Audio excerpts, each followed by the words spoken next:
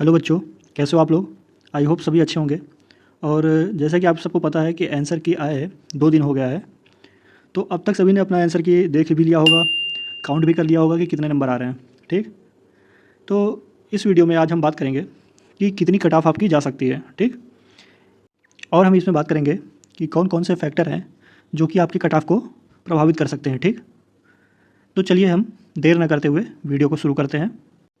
जैसा कि अभी तक हमें ये नहीं पता लगा है कि कितने लोगों ने एसटीएस की पोस्ट के लिए फॉर्म अप्लाई किया है। ठीक, फिर भी हम देखते हैं क्या कि जो इसमें ये 40 दिख रहा है, ये क्या है। ये जो है कि एज जो है, अगर आपकी 40 साल तक है तो भी आप इसके लिए फॉर्म अप्लाई कर सकते हैं। ठीक, तो 40 साल की उम्र तक के लिए उस कैंडिडेट के पास डीएल होना बिल्कुल साधारण सी बात है। ठीक, डीएल होगा उसके पास। दूसरी चीज़, कंप्यूटर का सर्टिफिकेट भी होगा उसके पास।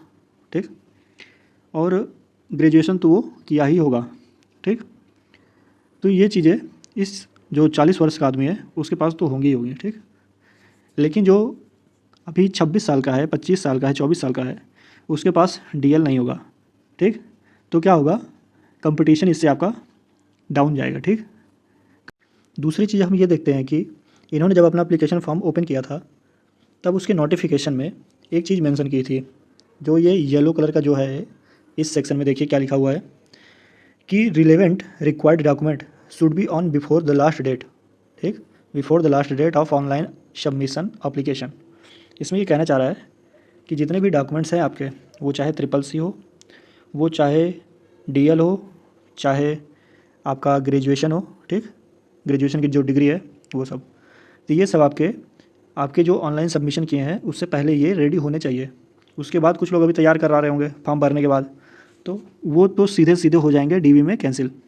ठीक, तो इससे आपका जो कंपटीशन लेवल है वो भी नीचे आएगा और आपका जो कट ऑफ है वो भी डाउन होगा। ठीक, जो तीसरा फैक्टर है उसकी हम बात कर लेते हैं। तो हम देखते हैं कि सीनियर ट्रीटमेंट सुपरवाइज़र के लिए केवल 299 पोस्ट हैं। ठीक, 299 पोस्टों के लिए यह फॉर्म अप्लाई किया गया है और अंदाज़ा ये है कि 70 से 80 हज़ार लोग इसके लिए अप्लाई किए थे। ठीक, और जैसा कि आप लोग खुद एग्ज़ाम जब देने गए होंगे तो सेंटर पे क्या देखा होगा कि एसटीएस के candidate max to max present थे वहाँ। ठीक, जो एसटीएस के लिए फॉर्म अप्लाई किए थे वो लोग वहाँ ज़्यादा संख्या में थे। तो इससे क्या होगा, इससे ये आपकी कट ऑफ को इंक्रीज करेगा क्योंकि नंबर ऑफ़ वैकेंसी कम है और कैंडिडेट जो आपके एग्ज़ाम में अपेयर हुए हैं वो उनकी संख्या है ज़्यादा। ठीक, पोस्ट है कम, संख्या है ज़्यादा, तो कट ऑफ ऊपर जाने का यहाँ से अंदाज़ा कुछ समझ में आता है। लेकिन इतनी भी कट ऑफ हाई नहीं जाने वाली, क्योंकि जो अभी तक हमारे कमेंट सेक्शन में कमेंट आया है कि सर हमारे कितने नंबर सही हैं, हमारे 42 सही हैं, हमारे 45 सही हैं, हमारे 50 सही हैं, तो 60 वाला अभी तक कैंडिडेट कोई नहीं आया। अगर होगा भी 60 से ऊपर वाला तो वो 1 से 2% होगा। ठीक, तो हम क्या मान के चलते हैं कि 35 से जो 45 का इतने नंबर के बीच जो लाई कर रहा है वो है कम से कम 65% लड़का इसके बीच में वेरी कर रहा है, जिसके नंबर इससे इसके बीच में है। ठीक, तो अब हम कुछ अंदाज़ा लगा सकते हैं कि हमारा कट ऑफ कितना रह सकता है। फिक्स तो हम कह भी नहीं सकते कि हमारा कट ऑफ कितना जाने वाला है, ना ही कोई यूट्यूबर कह सकता है। जितने भी हैं, जिस दिन आंसर की आया उसी दिन उन्होंने कट ऑफ डिसाइड कर दिया। तो मैं एक बात कान खोल के सभी से कहना चाहता हूँ कि कट ऑफ तो आपका कोई फिक्स बता नहीं सकता, क्योंकि किसी को कुछ पता है नहीं। ठीक, केवल हम अपना जो एक अंदाज़ा बता रहे हैं। ठीक, तो अंदाज़ा में हम आपको कट ऑफ आगे बताते हैं कि क्या है, क्या जा सकती है लगभग। ठीक, हम एग्जैक्ट तो नहीं बता सकते भाई, इतनी बात तो क्लियर है, एग्जैक्ट आपको कोई बता भी नहीं सकता। तो हम देखेंगे अगली चीज़ जो आपके कट ऑफ को प्रभावित करेगी वो है 1:3। ये 1:3 क्या है, यहाँ पर दिया हुआ है। इसमें ये बता रहे हैं कि जो आपका डॉक्यूमेंट वेरिफिकेशन के लिए लोगों को बुलाया जाएगा वो एक पोस्ट के लिए 3 लोगों को बुलाया जाएगा। ठीक, तो इसका आप मतलब समझ सकते हैं क्या है। 200 कितने 293 पोस्ट, 293 पोस्टों के लिए इसका 3 गुना कर लीजिए, तो लगभग आप मान के चलिए कि 900 लोगों को ये डीवी पे बुलाने वाले हैं। केवल STS की पोस्ट के लिए, ठीक। तो 900 लोगों को बुलाने वाले हैं। इसमें से बहुत से के पास अभी डॉक्यूमेंट्स पूरे कंप्लीट नहीं होंगे, ठीक। तो डॉक्यूमेंट्स ना होने की वजह से उनका तो कैंसिल हो जाएगा। फिर ये और भी लोगों को मौका दे सकते हैं, ठीक। तो मतलब आप ये भी समझ सकते हैं कि ये जो DV के लिए फर्दर आगे लड़कों को बुला सकते हैं। तो मैं आपसे इतनी बातें कहना चाहता हूँ कि जैसे जनरल का कैंडिडेट है जिसके 33% से ऊपर आ रहे हैं, ठीक, 33 नंबर से ऊपर आ रहे हैं। OBC का कैंडिडेट है 30% से ऊपर, SC ST PWD का 24% से ऊपर। तो आप सभी लोग अपने डॉक्यूमेंट्स तैयार करके रखें, ठीक।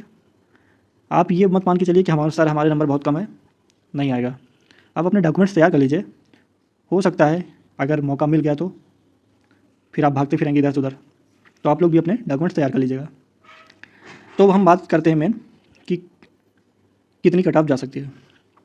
कट ऑफ जो आपकी वेरी करेगी, एग्जैक्ट तो नहीं बता सकता मैं, लेकिन फिर भी अभी तक मैंने जो जितना भी देखा है, जितना भी एनालाइज किया है, मुझे लगता है कि कट ऑफ आपकी 45 से 50 इतने तक वेरी करेगी, ठीक।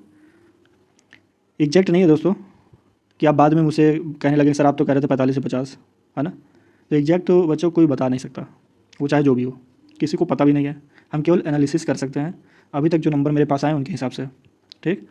तो आप ये मान के चल लीजिएगा कि जनरल के लिए 50, उससे कम वालों के लिए धीरे धीरे 45-47 तक मान लीजिएगा कि OBC के लिए 47-48, ठीक, SC ST के लिए 40-45, ठीक। अब आप कहोगे सर इससे कम वालों का क्या मौका मिल सकता है? तो जी सर, बिल्कुल इससे कम वालों के लिए मौका मिल सकता है, ठीक। आप अपने डॉक्यूमेंट्स रेडी रखें और आप क्या आशावादी बने, ठीक। और जो आपका काम था एग्ज़ाम देना वो आपने दे दिया।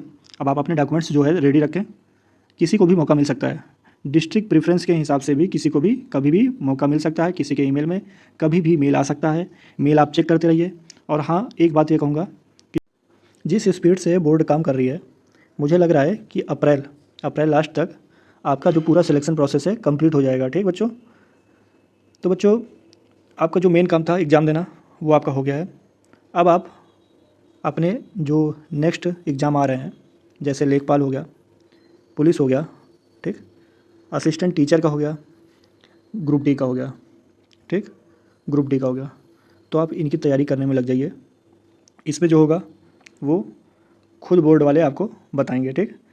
अब आपको इस पर उतना ध्यान नहीं देना कि सर नहीं हुआ, ये है वो है। तो आपका जो काम था एग्ज़ाम दिया आपने, अब आप दूसरी तैयारी में लग जाइए, क्योंकि ऐसा ना हो कि इसके चक्कर में आप और भी बड़ी बड़ी वैकेंसियाँ आपके हाथ से निकल जाएँ, ठीक।